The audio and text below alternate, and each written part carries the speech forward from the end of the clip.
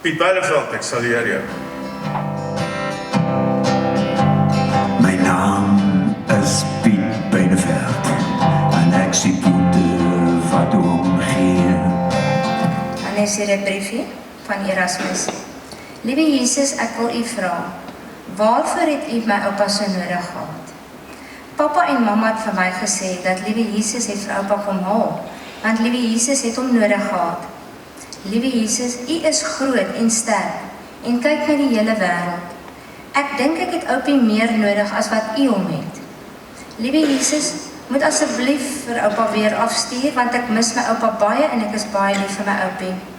Jy was 'n geselsmens, 'n praatmens. Ons kon tot laat na land en sang aan mekaar gesels hier vir alles wat ons gehou.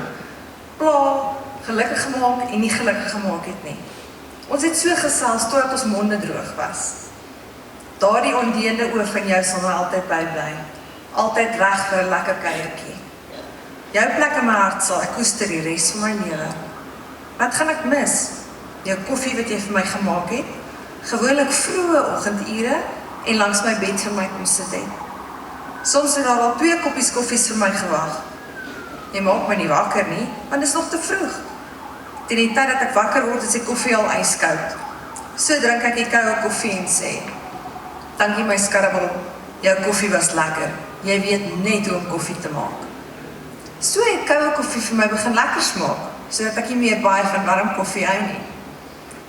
So lekker sit ek en oom Piet in die Afrika sing en verhaaltjies vertel met 'n amstel in die hand. Oom Piet oor sy tyd in die Suid-Afrikaanse polisie en ek oor my tyd in die Britse weermag. Dae van pret en dae van hartseer.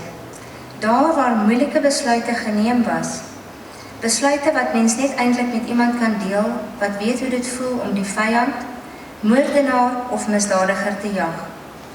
Oom Piet het altyd gesê, ek veroordeel hulle nie. Dit is die werk van die regter. Wat 'n insig. Tot vandag toe dra ek daardie woorde met my en probeer dit toepas. En dan weet ek nie hoeveel van julle bewus is van die verhaal wat afgespeel het in die hospitaal die Woensdag aand toe oom Piet opgeneem is, waar een van die misdadigers wat hy gearresteer is, in die bed langs hom gelê het. En hy het aan die Elise gefluister het, ek ken hier jou. En dit was nie 'n goeie herinnering nie. Dit was 'n ou wat hy moes skiet, die ou het weggehardloop. Maar snaaks genoeg, die ou het hom ook herken. En dieselfde man het daardie aand uitgereik na oom Piet, probeer help. Shortly after Piet returned to the police after his brief sojourn as a farmer, Piet and his colleagues of the Brixton Murder and Robbery Unit had travelled to Durban on an investigation. That night they had dinner at a restaurant where they all ordered prawns. Piet, being the humble man that he was, had never eaten prawns before and wasn't sure exactly what they were or what he was supposed to do with them. As you can imagine, his colleagues explained to him that they were to be eaten head, tail and all in one bite. Piet then proceeded to eat a prawn exactly as had been explained to him, and then promptly washed it down with half a glass of lime beer. When asked how he enjoyed his prawn, Piet, in his ever so polite manner, responded, "Dankie, dit proe baie lekker, maar dit sluk net 'n bietjie moeilik af." He was a man who survived on 3 things: cigarettes, coke and grandpa powders. A man who always dressed in a dark suit. That is to say, except in the winter months when he wore the specific coat which looks as if it came from a S&P 13 store. A man who never slept, yet was always alert. The man who had the worst handwriting I have ever seen. Totally illegible. Piet always alleged that it's only very clever people who have such a handwriting. The man who was prepared to take on the most difficult cases and then expected State Council to deliver on it.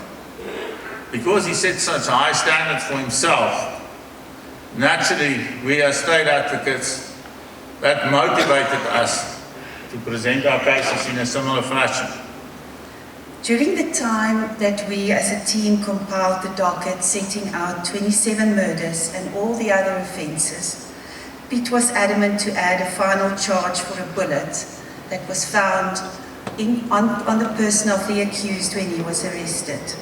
This would result in a further 3 months if he was found guilty. Now, these 3 months sounds quite arbitrary considering the heavy sentence that the accused was going to face. After 11 months in court, the judgment took 4.5 days, and the accused, who faced 134 charges, was sentenced to 27 life sentences, a total of 2,214 years and 3 months. Piet was a man of detail, justice, and fairness.